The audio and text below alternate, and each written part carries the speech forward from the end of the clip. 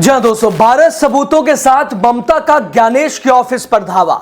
सबूत देखकर बोलती हुई बंद, मुंह से नहीं निकला ज्ञानेश बाबू के एक भी शब्द। जी हाँ दोस्तों, 12 सबूतों के साथ पश्चिम बंगाल की मुख्यमंत्री ममता बनर्जी दिल्ली आई।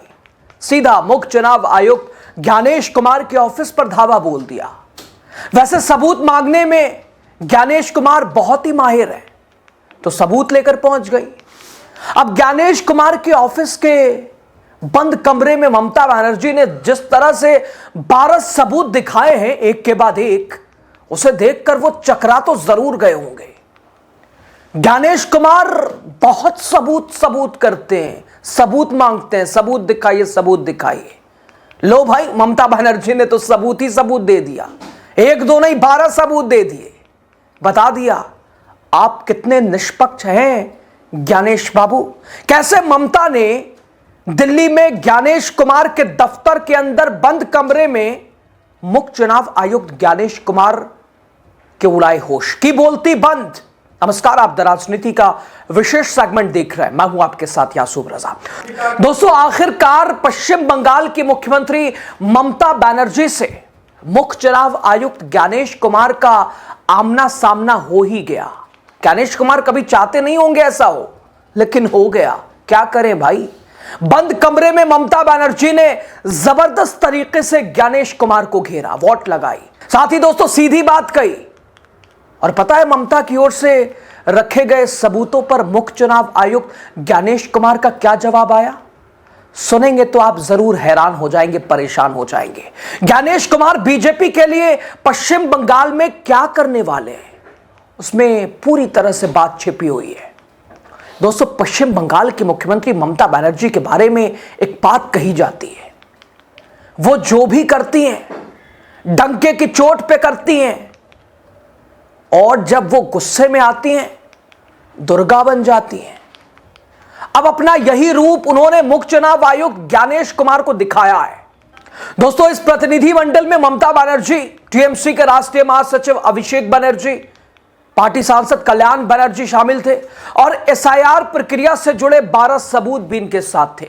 दोस्तों, ये 12 सबूत एसआईआर प्रभावित परिवारों के सदस्य हैं, जो ममता बनर्जी के साथ मुख्य चुनाव आयुक्त ज्ञानेश कुमार से मिलने पहुंचे हैं और बताने गए हैं।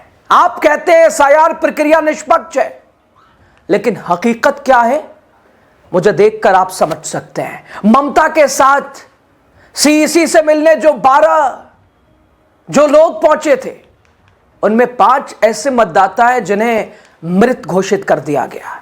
वो मर गए हैं और वो ज्ञानेश के सामने बैठे हैं। उनका नाम वोटर लिस्ट से हटा दिया गया है और वो ज्ञानेश कुमार के सामने। अरे, मरा आदमी कैसे आ सकता है सर? लेकिन ये ज्ञानेश कुमार का सिस्टम है जिसने मरे आदमी को लाके उन्हीं के सामने खड़ा कर दिया है। बिहार में भी ऐसा ही हुआ, ढेर सारे मामले ऐसे सामने आए। तब अब पश्चिम बंगाल में भी ऐसा ही हो रहा है। जो बिहार में वो पश्चिम, यानी जहां जहां एसआईआर वहां ऐसा। क्या है ये खेल, आप समझिए। दोस्तों, इसके बाद भी ज्ञानेश कुमार ढीठ बनकर कहते हैं पश्चिम बंगाल में तो एसआईआर प्रक्रिया निष्पक्ष हुआ। दोस्तों, इन लोगों में 5 ऐसे परिवार के सदस्य हैं जिनकी एसआईआर नोटिस मिलने के बाद मौत हो गई थी। इसके अलावा 3 ऐसे परिवार के सदस्य भी मौजूद हैं जिनके घर के बीएलओ की कथित तौर पर काम के दबाव के कारण जान चली गई।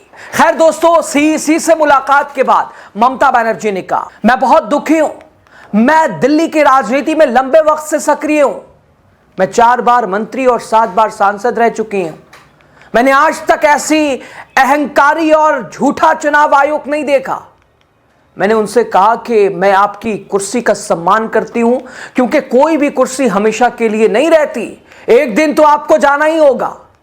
बंगाल को क्यों निशाना बनाया जा रहा है? चुनाव लोकतंत्र का त्योहार होता है, लेकिन आपने 98 लाख लोगों के नाम हटा दिए और उन्हें अपना बचाव करने का मौका भी नहीं दिया।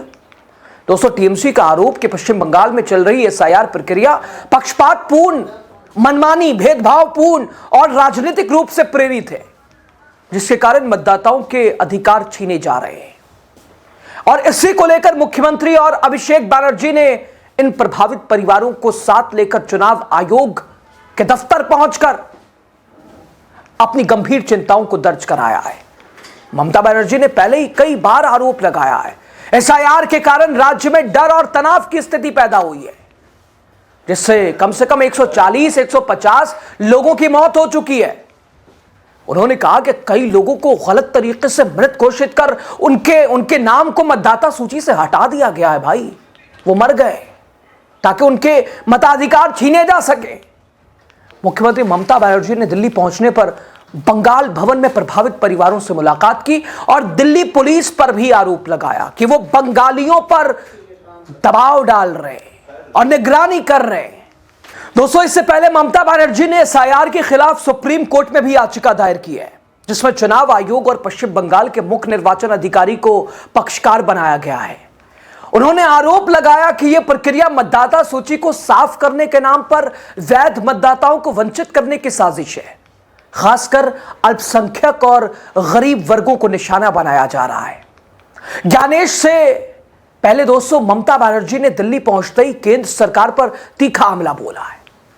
ममता ने दिल्ली पुलिस पर बंगाल के लोगों के साथ ज्यादती करने का आरोप लगाया और कहा सख्त लहजे में, जब केंद्रीय गृह मंत्री पश्चिम बंगाल आते हैं तो राज्य सरकार उनको रेड कार्पेट से स्वागत करती है उनका, लेकिन जब बंगाल के लोग या जनप्रतिनिधि दिल्ली जाते हैं तो उनके साथ ब्लैक कार्पेट जैसा व्यवहार किया जाता है। बंगाल को जानबूझकर बदनाम किया जा रहा है और केंद्रीय एजेंसियां बीजेपी के इशारे पे ही काम कर रही हैं। दोस्तों, आपको क्या लगता है, मुख्य चुनाव आयुक्त ज्ञानेश कुमार क्या बीजेपी के एजेंट बनकर काम कर रहे हैं? अगर ऐसा कर रहे हैं तो फिर ज्ञानेश कुमार के लिए आने वाला समय ठीक नहीं है, क्योंकि दोस्तों ये ममता बनर्जी वो है जो सड़क पर उतरकर 5 दशकों तक सत्ता में जमी रही और सीपीएम की सरकार को जमीन पर लाने में कामयाबी हासिल की। ये ममता बनर्जी वही है, ना तो पीएम मोदी, ना ही अमित शाह और ना ही उनकी एजेंसियों से डरती हैं। निर्भीक हैं वो, और जो निर्भीक होते हैं उन्हें चैलेंज नहीं करना चाहिए। और शायद ज्ञानेश कुमार को तमाम विपक्षी नेताओं का सामना करना और ममता बनर्जी का सामना करना, उन्हें भी इसका अंदाजा है।